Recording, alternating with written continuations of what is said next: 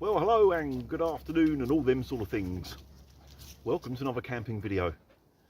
We're into the woods. I'm here with Mark. Hello. And Dingo the dog, who you'll probably see running about at some point. See Mark's bag is over behind. This is one of our favourite camping locations, but we've had problems here recently with the neighbouring landowner making an awful lot of noise.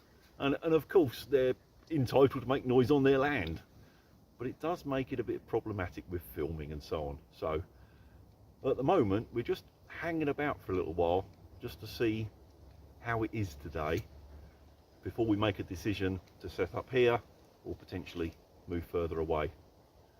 We'll find out. Right, what am I using today? New tent. Oh, I say new tent, new to me tent. Birthday in a couple of days. Early birthday present. This is one that Mark was sent to review. He has the 1-man and a 2-man, exactly the same, obviously, apart from the size. And because he's always got the dog, he only ever uses the 2-man. So he's given the 1-man to me, which is very good of him. Thank you, Marky. Let's get this put up.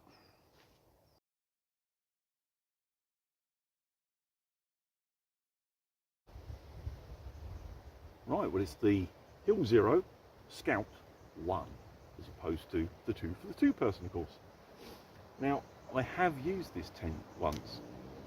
When Mark was first given them for doing the review, I tried out the one night, and I was thoroughly impressed with it. I really was.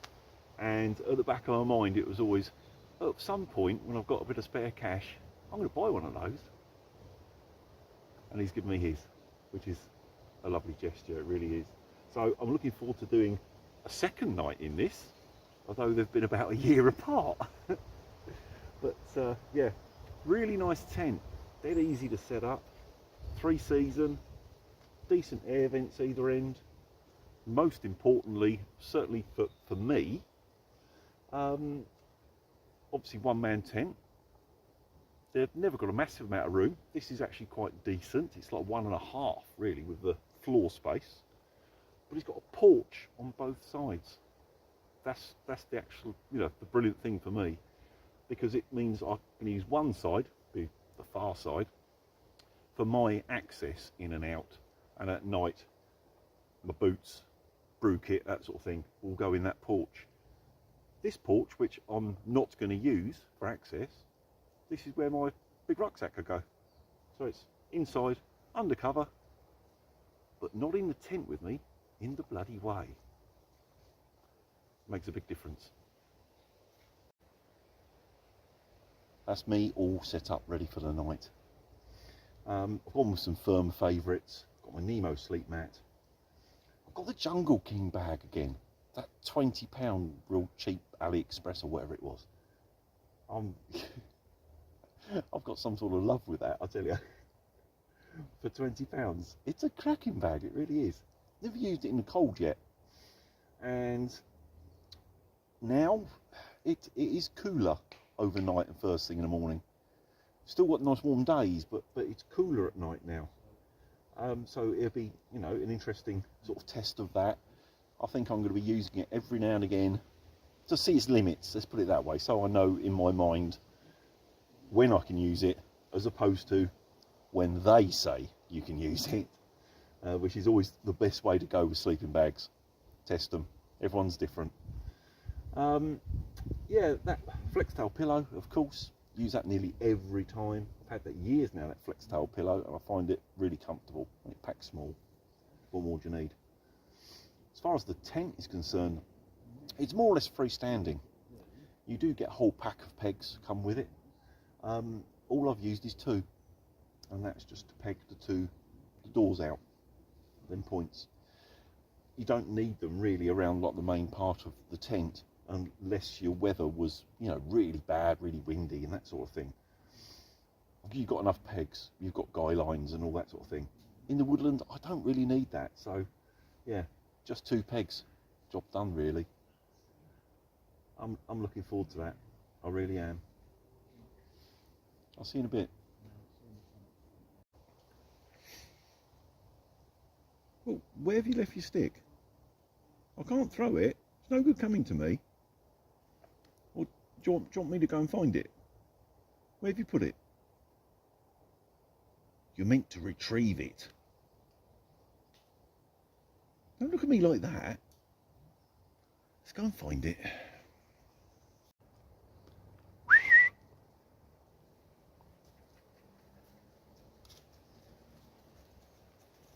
Go on then, find me another stick. I'll throw you another one. Not too many though, you'll get too hot. What's next on the destructions? Right, here we have the lesser spotted MDM Outdoors with yet another vintage tent. What was this, an eBay? Yeah. Yeah. So he's got this off eBay, not even had it out of the packet, and he's out here trying to put it up, which I'm sure it'll go up, not a problem, for the first time. But unusually for an old tent, it's actually got the instructions still with it, which is a bit of a classic. That's brilliant.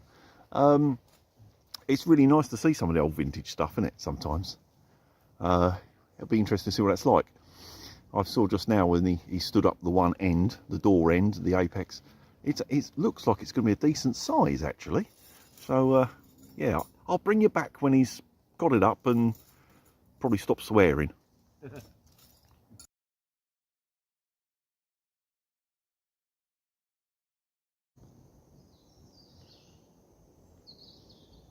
Okay, let's mark his tent up.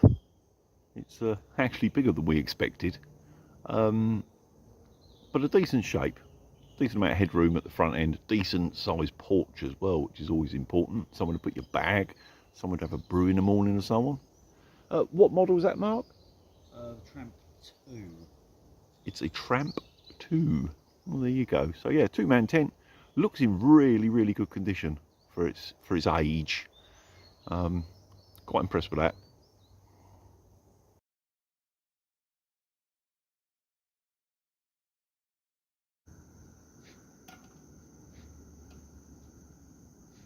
So it worked flawlessly last time we brought it out and during the whole Dartmoor trip. Yeah, that's better now. It's working. Cool, cool. Well, Mark just put the kettle on. It's coffee time. Yeah. You got your coffees, have you? Yeah, I've got one there. I've got posh coffees. Ooh, posh coffees. I've got Costa coffee. Oh, look at you. Salted caramel latte. Oh, what? Yeah. Do you want one? Yeah, go on then, please. Give that a go. I'll have one of them instead of my ones. I've never tried them, but when I was in the supermarket picking up, you know, because I needed coffee, they didn't have any sort of regular coffee. It was all these, should we say, arty-farty coffees. No normal coffee. Is there no normal people out there that just drink coffee anymore? Obviously not in that that format, but yeah. No. So salted caramel lattes today. Ooh, aren't we posh? Yeah, only because it was all I could bloody get. Well, I've cut a load of wood. A little bit more to do in a minute. But time to take 5. Beer o'clock. And before Mark pipes up. But how did you cut it, Alan? Did you cheat? No, I didn't cheat. I'd use your chainsaw. That's just using my head. So you didn't cut it by hand? Well, my hand was holding it. Silly boy. And yeah, before Mark says it's 4 o'clock in the afternoon, because I know he loves to say it's 9 o'clock in the morning when I open a beer. So it's 9:45. I said the other day, the only time that I've opened a beer at, you know, sort of 9 o'clock in the morning is when I've been on it all night. Which has not been for a lot of years, when I'm much younger. Nearly as young as Mark. And alcohol only just been invented then? Yeah, I mean, back in them days when I was a youngster. During the Great Depression. Yeah, oh no, but pre that, it wasn't lager, it was mead. With cans of mead. I'm that old. Stupid boy. I'm having my beer later. Might have it with dinner. Yeah, I know what you kids are like. You've got to pace yourself. Start falling over. Right, time's getting on. Time to sort some dinner out, getting hungry.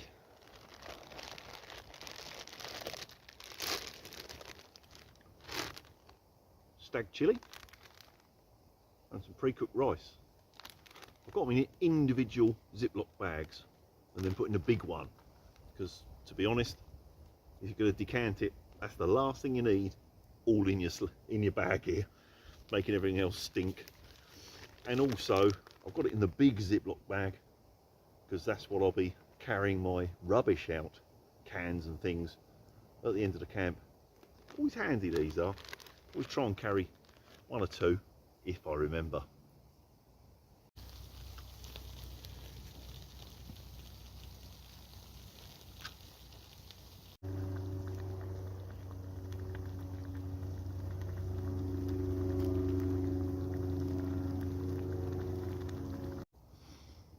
Well, the chilli and rice is done. Can't really show you at that angle, can I? It's thickened up a bit, so maybe we'll get away with it. Stag chilli. Does it get any simpler? No, not really.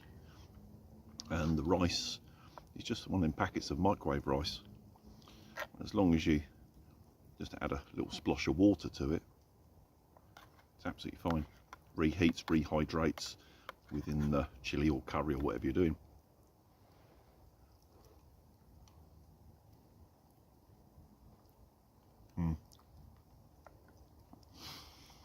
Nice. Nice warm dinner. Can't beat it really. Right, I'm going to get on with this. Well, something else that I'm testing out on this camp. Let's have a fish in my pocket because it's only little.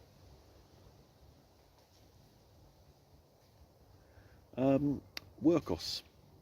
It's a little clip-on light.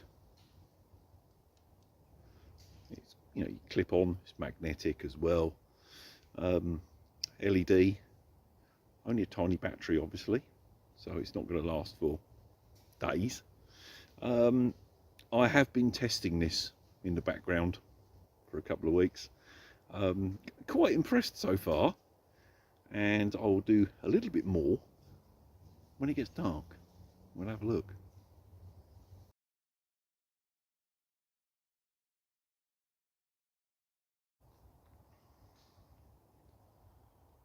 Right, let's have a quick look at this little Workos light. Is it a camp light? I don't think so, but if I single press on its low light setting, which it will run for hours, and then you can press and hold and it ramps up. Let's just hope that hasn't destroyed the light balance on the camera. Let's have a double press. Got colours. Press and hold.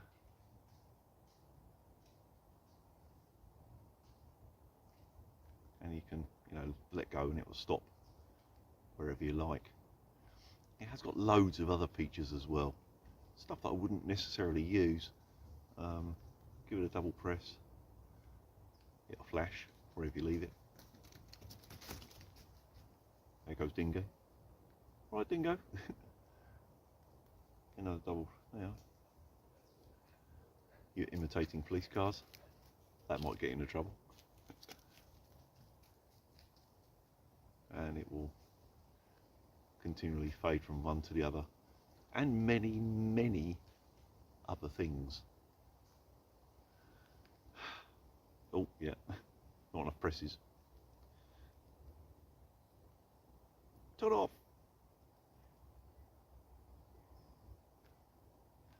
See, this is my only concern with a lot of modern lights. They've almost got too clever, too complicated. Do you need all those features?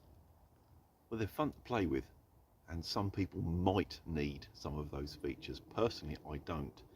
I need a camp light, a white light that I can have a various intensity, and of course a red light if I'm trying to be a bit more covert, maybe green light, that sort of thing. There is loads on here. I can play with this for hours and find settings, I really can. But I'll continue testing over the coming weeks, and maybe when it gets a bit darker I can at least show you the proper light output in white light, because that's what we're interested in, really, or at least I am.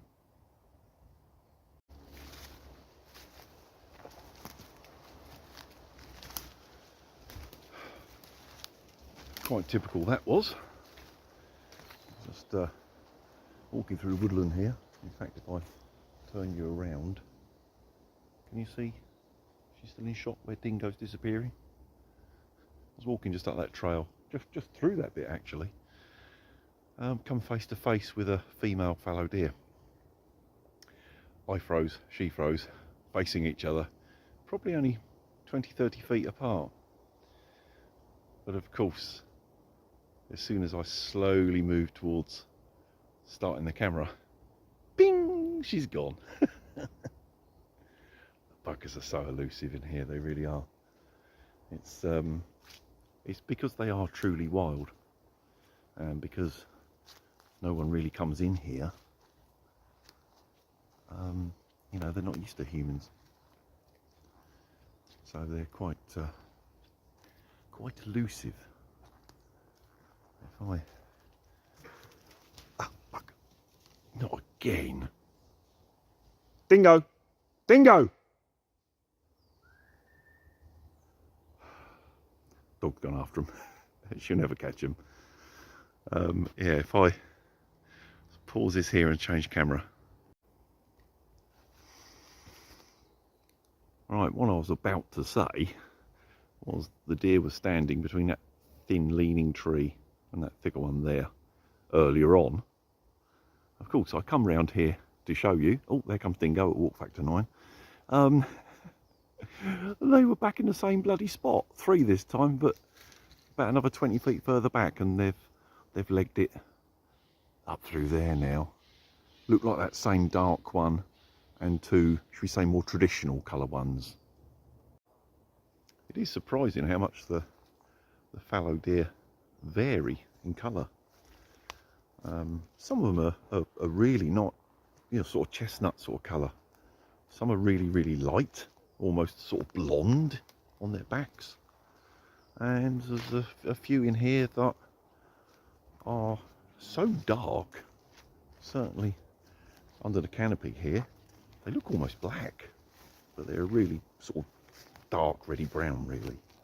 But yeah, they vary dramatically. So they're swarming around this area. Seeing them 3 that time running up through there is fairly unusual, because it's a very, very small herd in here.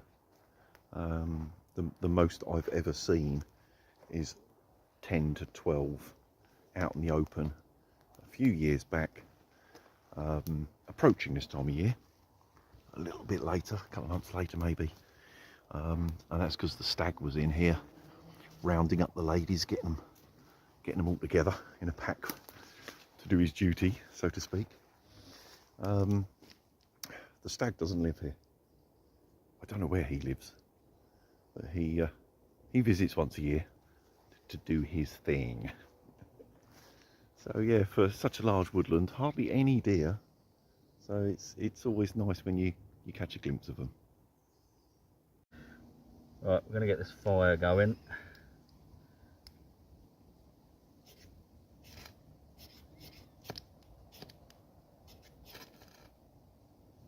She goes.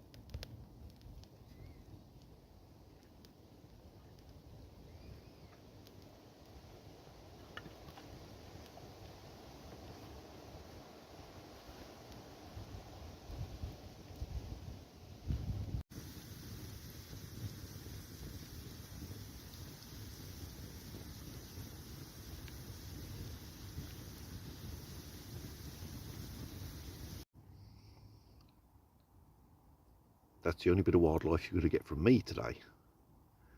I don't know how, but it seems that every time we camp here, Dingo seems to find a frog or a toad and bring it into camp. She's got some sort of obsession about them. Right, that little light, it's on the moonlight setting. Hardly any light, enough light to see what you're doing inside a tent. Let's ramp him up. Yeah, that's boring enough, isn't it? For just around camp duties. Interestingly, it has got a little switch on the side that you can go from spot to flood. It's quite novel. Yeah, I'm going to continue testing this and come back to you in a week or so and give you my findings. This is the Wild Camping Police. I'm just going to check this gentleman's bag to make sure he has no offensive weapons or pornographic literature within his bag. Right, just had my last coffee of the evening while the fire's dying down. And Mark and I were just discussing, it's a sad state of affairs now when anybody that sort of disagrees with the migrant situation, you know, the illegal ones. I don't have an issue with proper migration. I have an issue with that smoke, sorry about that. But yeah, illegal migration and, you know, the hotel situation and all that sort of thing. Of course, people on the left immediately label anyone that disagrees with that to be, you know, far right. Well, it's not, is it? It's just right. They've broken the law by coming here, yet we seem to look after them. The country, as far as its services are concerned, NHS and your doctor's appointments, dentist, all that sort of, the roads, you know, the country is slowly going down the toilet because apparently we haven't got enough money. But we have got enough money for illegals. You can see why people get pissed off, can't you, really? So I don't think it's a far right view. I think it's just a right one. And they need to sort it out pretty quick, because I can see more and more people getting more and more disgruntled, shall we say. And things will only get worse if the problem's not solved one way or another. That's my thought for the evening, which we both agree on, don't we, really? Yeah. Yeah, I mean, just needs sorting out, doesn't it, basically? I think it was what lost the Conservatives in the last general election. Labour apparently had better ideas. Of course, Labour has lied and failed everything in their manifesto. So they're no better. Something needs to be sorted out. It really does, because people are just unhappy with government, whoever's in power, in general. People want to see change. And at the moment, I can't see it happening anytime soon. I want that wind direction to change. I want the wind direction to change. Yeah. Bloody, it's really smoking it just this direction all night. Right, that's enough waffling. Off to bed shortly. I'll catch you later.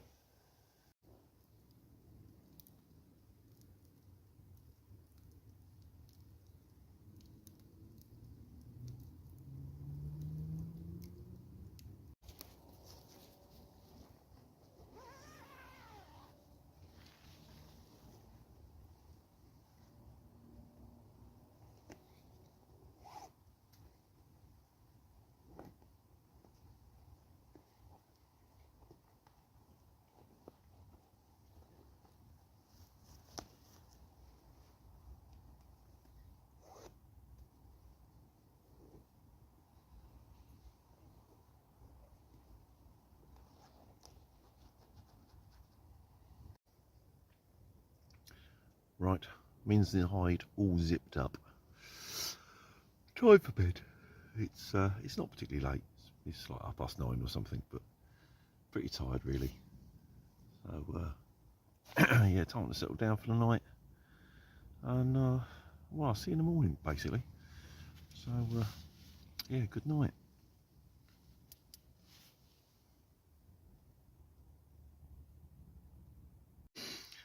Good morning. 6:30. Had a good night. Slept well. I was actually too warm, so I had to unzip the sleeping bag, but obviously not a problem.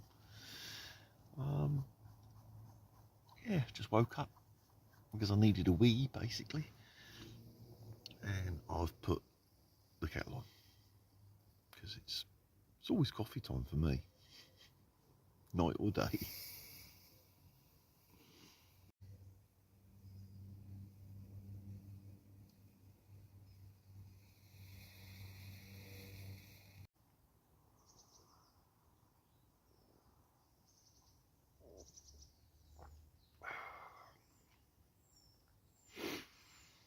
Well, just sitting here, waking up slow, having me coffee. Looks a decent morning. Bit chilly, not too bad. And I'm just thinking, I'm still so impressed with the design of this Hill Zero Scout tent for a one-man tent. I mean, I'm sitting up. I'm not small, and I've got nearly 6 inches sort of head clearance in the middle here, just to the bug net. Oh, great space.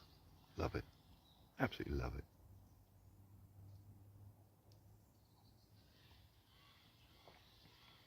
I was impressed the first time I used this. When Mark lent it to me last year, I think it was. And I think I said it in the video then, and I'm still thinking the same. This is the best one-man tent I personally have ever used. Just for ease and convenience. Loads of room, plenty of headroom, it's plenty long enough. Having the 2 porches, you know, you've got storage for, you know, your bulky items without having it inside the tent with you, which is brilliant. Some of the other one-man tents that I've used, I've ended up with, you know, some of my gear actually sort of in the tent, inside the mesh with me. And it's either, you know, head end, so you're headbutting it in the night, or you're kicking it because it's down the foot end, or, you know. Yeah, I mean, I've used them, they're fine. But this feels almost like a 2-man tent. It's not. You wouldn't sleep 2 in here. Well, unless it was an emergency, I suppose you could if you really had to, but it's just way more practical. If you're interested in the full specs, I'll stick a link in the description for the Hill Zero tent. I've got a couple of his already. The TP, the green TP you see me use, and my big Scarecrow, which is a phenomenal shelter. It really is. So yeah, I'll put the Hill Zero link underneath. I'll also put the link for the little clip-on light. It's that time of year where, you know, all YouTubers are getting offered loads of bloody torches and God knows what. I'm not really interested in doing any more torch stuff. People generally don't like it. I've got more torches than I'd ever need at home. I agreed to that little clip-on light because it was different. You know, it was, you know, small and convenient and more like an EDC light. I have actually been using it at work because it, you know, goes into the zip pocket on my hoodie, and if I'm, you know, working on something where I need a bit of extra light, it's a convenient sort of size rather than, you know, trying to handle your phone with a light on and that sort of thing. So yeah, I'll stick a link underneath for that. Sadly, the company that sent me that, Workos, were actually sending me a new style of lantern too, but every parcel service, every doing their normal everything, they've lost it. So I should have had a new lantern to use as well. It's a lantern sort of stroke power bank, but that's gone. I think someone probably stole it, to be honest. And I think the company's going to send me another one, but I don't know yet, which is a shame because it was a brand new item that's not due for release until the end of this month, so it would have been sort of like an exclusive in a way. The thinking was that I, do a video on it and they could use it to time it to come out with the release, but that's weeks of planning gone out the bloody window. Poxy parcel people.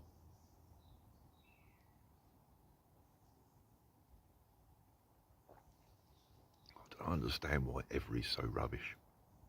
If I get something by UPS or DPD, it's just simple. It just turns up when they say it's going to turn up. Get update messages and all that sort of thing. I mean, Royal Mail aren't brilliant, but 9 times out of 10, they deliver when they say they're going to deliver. And if they can't deliver for whatever reason, they leave you one of the little cards and you can pop round the depot and just pick it up yourself. Every? Yeah, I think that's renamed because there's a problem every time. Well, that looks like it's going to be nice and sunny once we get outside of the woodland. It's very much in the shadow here, but out in the open there, looks like it's going to be a lovely day.